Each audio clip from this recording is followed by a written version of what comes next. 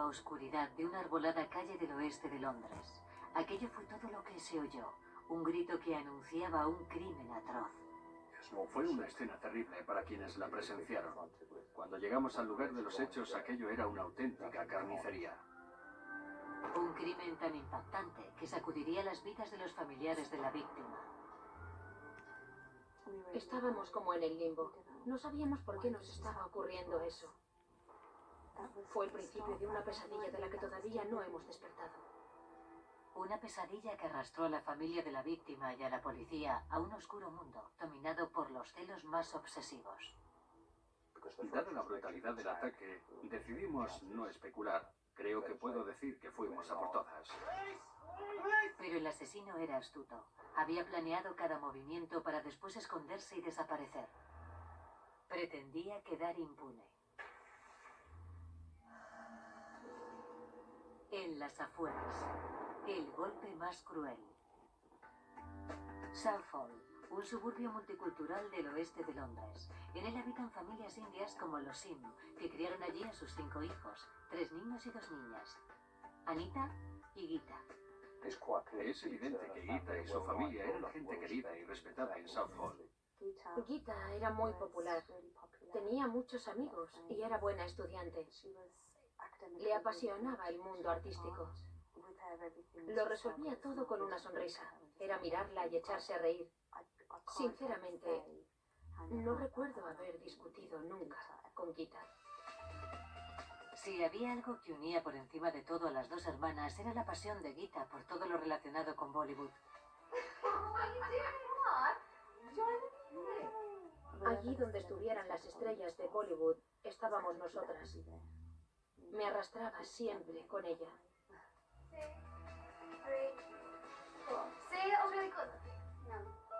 Gita terminó la educación secundaria en 1997, con un historial repleto de sobresalientes y notables. Aunque siguió estudiando, estaba ansiosa por empezar a trabajar. Le fue muy bien en secundaria. Era una alumna brillante. Estudiaba formación profesional mientras trabajaba para una compañía de transporte aéreo.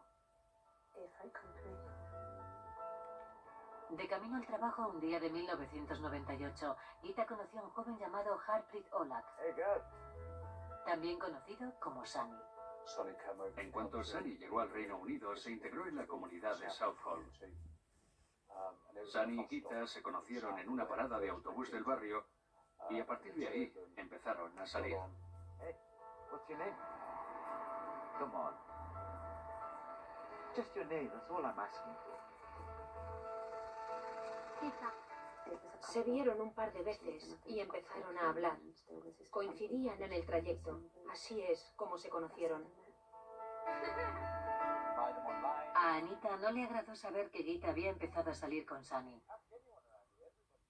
Era conocido por meterse en líos. Todo el mundo lo sabía. Tenía cierto prestigio en Southall debido a su fanfarronería. No era ningún maestro del crimen, ni un gángster, ni un traficante, sino un delincuente de poca monta que sobrevivía aprovechándose de otros.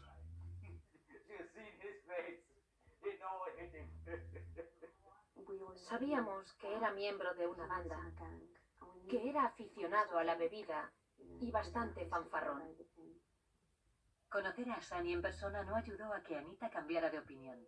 Le conocí en una fiesta. Era la primera vez que le veía y no me agradó. Estaba claramente borracho y no paraba de molestar a la gente. Y su comportamiento era cada vez más excéntrico. Tenía los ojos inyectados en sangre. Yo ya me había hecho una idea del tipo de persona que era. Y cuando le preguntaba algo, no conseguía respuestas concretas. Evitaba hablar de las cosas más normales, como de dónde venía o en qué trabajaba. Sunny no le causó una buena impresión a Anita. Su hermana menor, en cambio, parecía estar loca por él. Gita era inteligente, pero muy joven. Era muy inocente y pensaba que lo que sentía era amor. Nuestra preocupación era normal. ¿Por qué su novio no se dedicaba a buscar trabajo en vez de salir por ahí? Creo que Gita podría haber aspirado a algo mejor. Pero Gita no les escuchó y enseguida se fue a vivir con Sunny. La risueña muchacha se distanciaba cada vez más de su familia. Queríamos hablar con ella, pero él no nos dejaba. Intentábamos contactar con ella, pero teníamos que hablar primero con él y pedirle permiso. Cuando la familia por fin contactaba con Gita, Sunny siempre estaba presente y monopolizaba la conversación. Se mudó a Holanda, donde tuvieron un hijo. Pero Gita empezaba a sentirse culpable. Escribió a mis padres para disculparse por lo que había hecho. Pero la carta no incluía remite para poder contactar con ella. La familia de Gita estaba desesperada porque volviera a casa, pero no tenían forma de hacérselo saber. Un día recibimos una llamada de Sunny diciendo que ella estaba muy deprimida por estar lejos de su familia. Y mi madre le pidió que la hiciera volver cuanto antes a Inglaterra. Volvió y se quedó con nosotros un mes más o menos. Había vuelto a recuperar el contacto con su familia. Hubo más visitas y en 2001 los padres de Gita hicieron una propuesta a la pareja. Mis padres querían que ella volviera. Les dijeron que éramos su familia y que se quedaran con nosotros, que les apoyaríamos. Cosa que hicimos. Se quedaron con nosotros un mes. Luego, mis padres les consiguieron un piso y mi padre intentó ayudar a Sunny a buscar trabajo. Pero Sunny no estaba por la labor. Creo que durante todo el tiempo que le conocí, Sunny tuvo trabajo solo un par de veces. Según él, dado que su familia de la India tenía dinero, no necesitaba trabajar. No se preocupaba de su propia familia. Prefería salir por ahí con sus amigos a beber y esas cosas. Cuando para nosotros la prioridad ha sido siempre la familia. Gita y Sunny tuvieron un segundo hijo en 2002. Gita pensó entonces en volver a trabajar para mantener a sus hijos. Trabajaba para criar a sus hijos. Mantenía a su familia, mientras Sunny se pasaba el día vagueando. Gita trabajó en un bufete de abogados y en varias agencias de viajes hasta que finalmente dio con el trabajo de sus sueños. Recepcionista en la emisora de radio Sunshine. Era su trabajo soñado. En 2006, a los 24 años, Gita comenzó a trabajar como recepcionista en la emisora de radio Sunshine de Southall, la primera emisora asiática en el Reino Unido con programación durante 24 horas. Las estrellas de Bollywood pasaban por allí, así que era el trabajo perfecto para ella. Íbamos mucho allí cuando éramos pequeñas. Se volvía loca con las estrellas de Bollywood y al final terminó trabajando en esa emisora de radio. Le encantaba. Era maravilloso verla tan emocionada como una adolescente. Para ella era una gran oportunidad.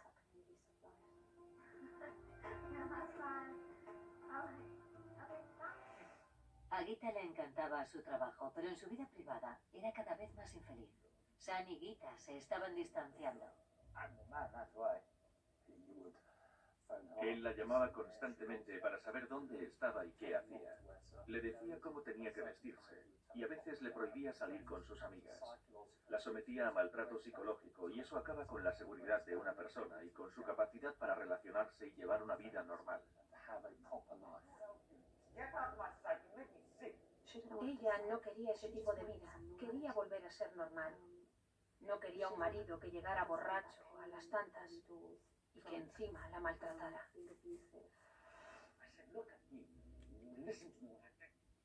En cierta ocasión, la ira de Sunny alcanzó tal nivel que Gita llamó a la policía.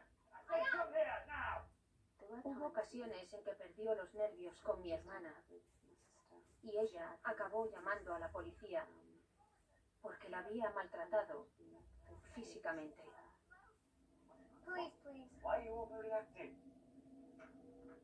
Para no empeorar las cosas, se negó a denunciarle.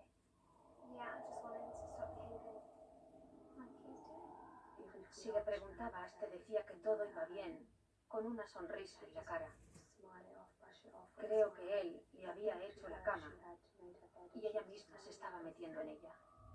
Pero en 2009, tras 9 años de matrimonio, Gita acabó hartándose. Reunió el valor suficiente para decirle que no toleraría que la maltratara más y que quería el divorcio.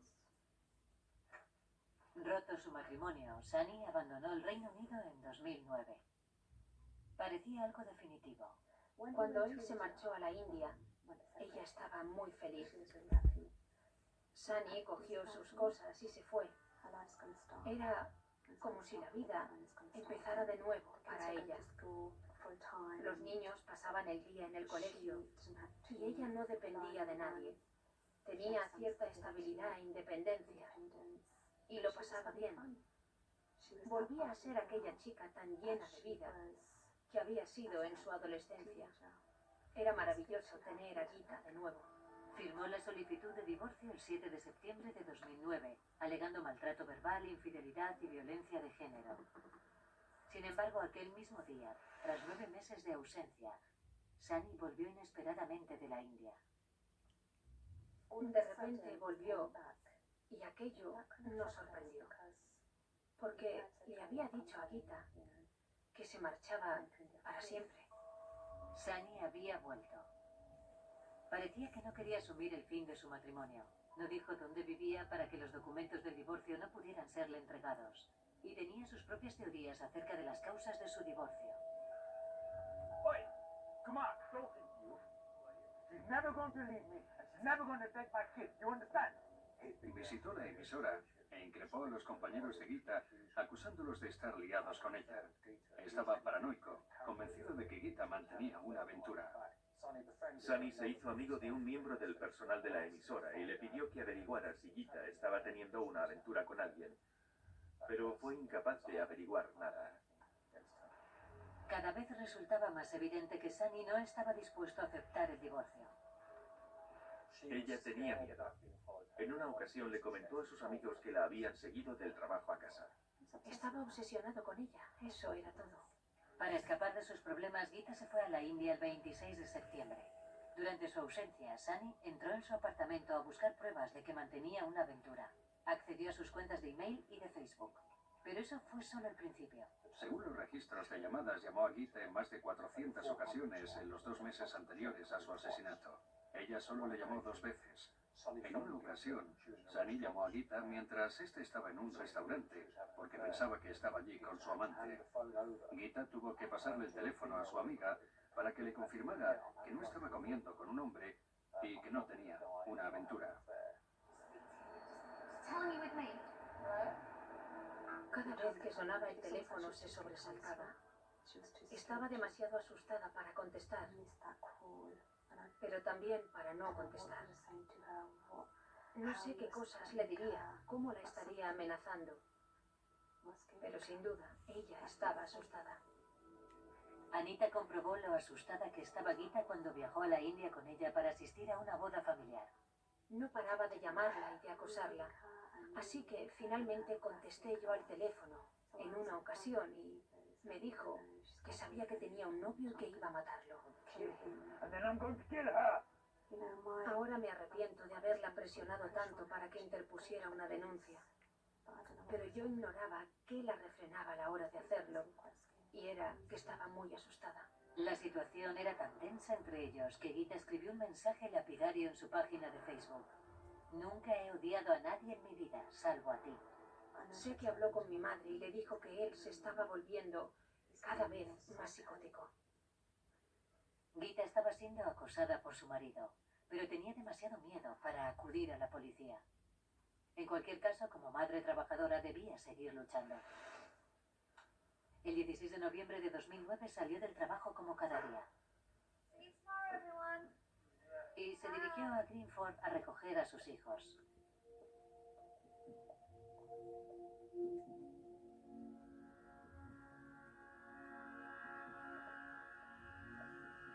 Pero nunca llegaría a su destino.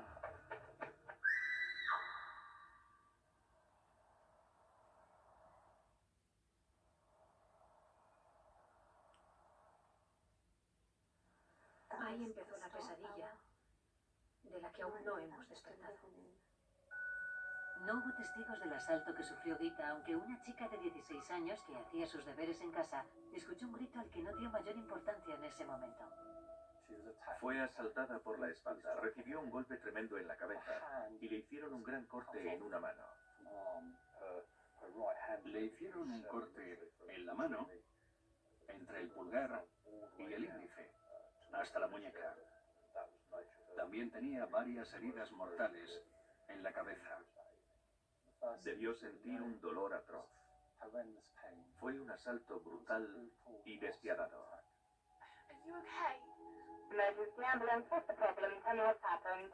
Coming from quickly. Okay, I need to find out what's going on. She is awake then, is she? Is she breathing? She's breathing, yeah. And she's bleeding from the head and her hand, is that correct? Yeah, both, yeah. Cuando llegó la policía, la calle era el escenario de una carnicería. Allí estaba Gita, tendida en el suelo, atendida por la policía, por el servicio de urgencias y por algún viandante que trataba de colaborar y entender qué demonios había pasado. Fue llevada a toda velocidad al hospital de Charing Cross. Mientras Gita era trasladada al hospital, la policía encontró su ficha de trabajo en la escena del crimen y fue así como pudieron identificarla y contactar con su familia. Eran cerca de las 11 de la noche cuando llamaron a la puerta. Despertaron a mis padres y les dijeron que tenían que ir al hospital inmediatamente, que Gita estaba malherida y que no sobreviviría a la noche. Fue casi como una experiencia extracorporal. Aquello era surrealista. Estaba en estado de shock. La policía se los llevó y nos quedamos petrificados. Entonces recibimos su llamada y...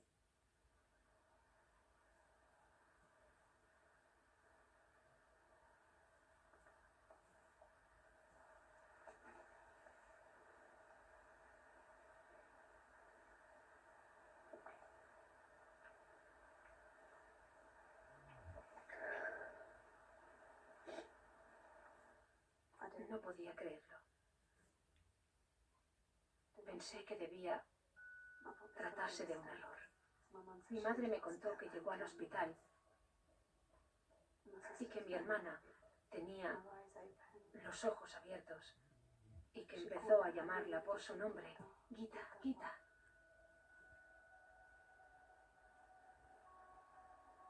Pero Gita simplemente murió. Gita murió 3 horas y media después del asalto.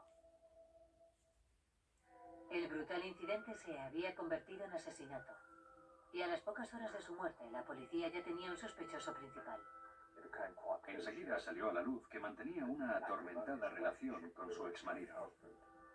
La policía debía encontrar a Sunny. Sabíamos que deambulaba por la zona, que lo más probable era que se hospedara en casa de algún amigo, pero no teníamos ningún dato para dar con él. Menos de 12 horas después del asesinato de Gita, la pista condujo a la policía hasta una casa donde vivían un grupo de chicos, la mayoría inmigrantes ilegales. Pensaban que Sunny estaría allí. Dada la brutalidad del ataque, decidimos no especular. Creo que puedo decir que fuimos a por todas. Entramos por la puerta y encontramos a buen número de varones asiáticos durmiendo en el suelo, en el sofá, en las habitaciones. Encontramos a 6 personas. Cualquiera de ellos podía ser Sunny. Decidimos que lo mejor sería arrestarlos a todos. En la comisaría no tardaron en identificar a Harpreet Sunny Olak.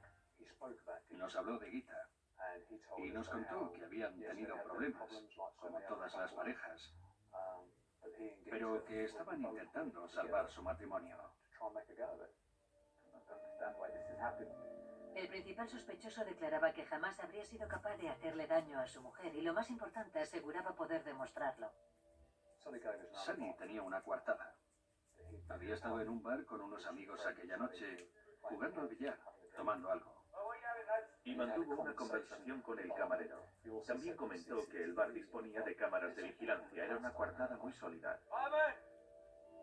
Todo apuntaba a que Sunny no había matado a su mujer. El 16 de noviembre de 2009, Gita Olak, de 28 años de edad, era asaltada y asesinada cuando iba a recoger a sus hijos después del trabajo. Supimos enseguida que no había sido un asalto casual. Poca gente sabía qué camino solía tomar Gita, por lo tanto teníamos que investigar a esa gente para determinar si estaban implicados en su asesinato. La policía sabía que su marido, Harpreet, conocido como Sunny, del que estaba separada, conocía sus movimientos. Fue detenido al día siguiente como sospechoso del asesinato. Pero Sunny aseguraba tener coartada. Sunny nos dijo que había estado aquella tarde en el pub Elm Tree en Hounslow. Dijo que había hablado con el camarero, que el local contaba con cámaras de seguridad y que uno de sus amigos había pagado una consumición con una tarjeta de crédito. El circuito cerrado de seguridad confirmaba que había estado allí aquella tarde. El camarero también recordaba la conversación que había mantenido con Sunny.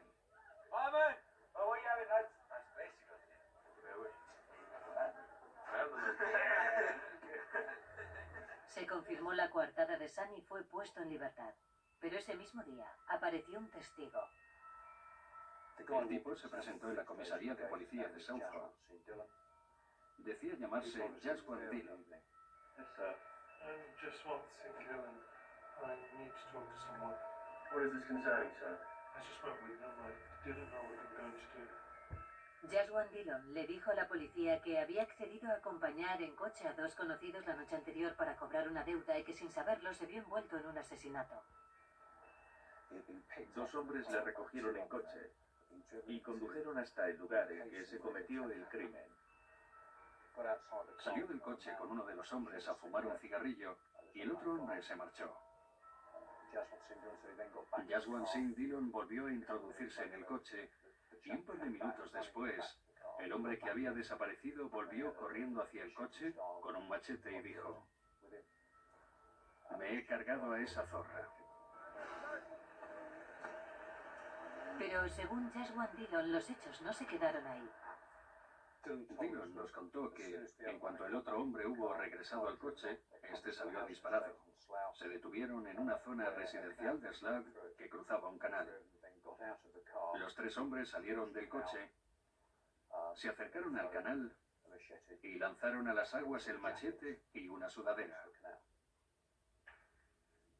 La información debía llevar a los inspectores directamente al lugar en el que estarían el arma y la prenda superior manchada de sangre que llevaba el asesino de Gita. El coche se detuvo en el arcén y el pasajero del asiento trasero lanzó sus zapatillas de deporte entre los arbustos. Después, volvieron a la autopista M4 en dirección Southall, donde se apeó Jaswan. Menos de 24 horas después del asesinato de Gita, la policía parecía disponer de una descripción completa de los hechos, suponiendo que Jaswan Dillon estuviera diciendo la verdad. La policía se dirigió inmediatamente a los lugares citados por Jaswan en busca del machete, las zapatillas y la sudadera.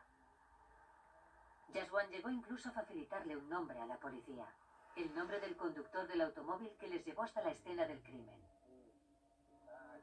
Nos dio el nombre del conductor, Sabak Sala, que, como más tarde descubriríamos, era el cuñado de Gusabak, dato que posteriormente resultó muy importante. Jaswan facilitó otro nombre a la policía, el del hombre que regresó al coche empuñando el machete, el supuesto asesino de Gita. La persona que él identificó como el asesino de Gita era un tipo llamado Ser Singh. En un principio la policía sospechó de Sunny, pero su coartada confirmaba que no pudo matar a su mujer. Ahora la policía tenía el nombre y la dirección del supuesto asesino de Gita. A las 5:30 de la mañana del 19 de noviembre acudimos a la dirección en la que pretendíamos hallar a Ser Singh.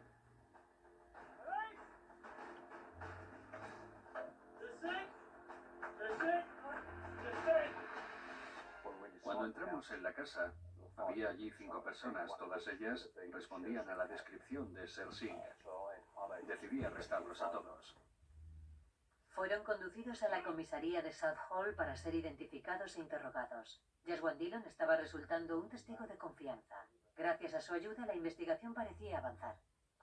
Ese mismo día, los equipos de rescate buscaron en el canal y encontraron la parte superior de un chándal. Estaba manchado de sangre. Parecía tratarse de la chaqueta que Jaswan Singh Dillon atribuía al asesino. Esta prueba potencial fue analizada en busca de rastro de ADN para establecer si existía relación entre Ser Singh y Gita. Las pesquisas de la policía en la casa de Ser Singh aquel 19 de noviembre aún no habían concluido. Salimos de allí en dirección a la comisaría para saber si habíamos detenido a Sershin anteriormente. Dejamos a un agente en la casa y entonces entró el verdadero Sershin usando su propia llave. Se identificó y fue arrestado en el acto. Una vez detenido, la policía trató de resolver el asesinato. Sershin tenía 18 años y llevaba mucho tiempo fuera del país. Acababa de volver de India. Durante el interrogatorio se negó a responder a nuestras preguntas. Dijo que no haría declaraciones. No sabemos si fue por decisión propia o por consejo de un abogado. El caso es que no contestó. Jaswant Dillon confirmó que se trataba del hombre que buscaban. Fue sometido a una ronda de reconocimiento y Jaswant Dillon lo identificó como el hombre que volvió corriendo al coche con un machete y diciendo: «He matado a esa zorra». El testimonio de Jaswant estaba resultando fundamental. Todo lo que decía resultaba ser cierto. La prueba del ADN de la chaqueta confirmó que Sershin era el hombre que había asesinado brutalmente a Gita. Teníamos lo que llamamos ADN del portador perteneciente a Sershin. El ADN hallado en el cuello y los puños de la prenda estaba relacionado con Sershin. Y teníamos rastros de ADN y fibras capilares que lo relacionaban directamente con Gita. Las pruebas forenses habían demostrado que el chico estaba implicado en la muerte de Gita. El 21 de noviembre, siempre gracias a la ayuda de Jaswant Dillon, se realizó otro descubrimiento. Las zapatillas fueron halladas allí donde recordaba que fueron arrojadas. Las pruebas de ADN volvieron a confirmar que eran las zapatillas de Sershin. 5 días después del asalto, Sershin era acusado del asesinato de Gita y puesto bajo custodia. Quería preguntarle cómo se sentiría si hubiese sido su hermana. ¿Qué beneficio le procuró asestarle 4 machetazos a mi hermana en la cabeza? ¿Cómo se sintió al hacerlo? El asesino de Gita estaba detenido. Al día siguiente, la policía descubre el arma que utilizó para asesinarla. El 22 de noviembre encontramos el machete en el canal. Este había sido afilado recientemente y no llevaba demasiado tiempo en el agua. A pesar de ello, cuando fue analizado, toda la sangre, el ADN y las huellas habían desaparecido. Jaswant Singh Dillon había resultado fundamental para capturar al asesino. Las descripciones de Jaswant acerca de lo sucedido, lo dicho sobre el machete, la sudadera y las zapatillas, coincidían con los datos de los que disponíamos. Fue un testigo fundamental para nosotros. La policía tenía al asesino, pero algo no cuadraba. No parecía un asesinato aleatorio. Tampoco era el resultado de un atraco que había salido mal. No había ninguna razón que justificara que Sershin quisiera matar a Gita. ¿Por qué atacaría al muchacho de manera tan brutal a una desconocida? La policía investigó el pasado de Sershin para tratar de hallar un móvil oculto. Había llegado al Reino Unido en julio de 2009 con un visado de estudiante de 4º nivel. Era el típico visado para estudiantes extranjeros. Enseguida supimos que se había presentado en la universidad el primer día de clase y que no había vuelto a aparecer por allí. El adolescente formaba parte de una red de inmigración ilegal, pero nada lo relacionaba con Gita, y aún así, el asesinato no había sido aleatorio.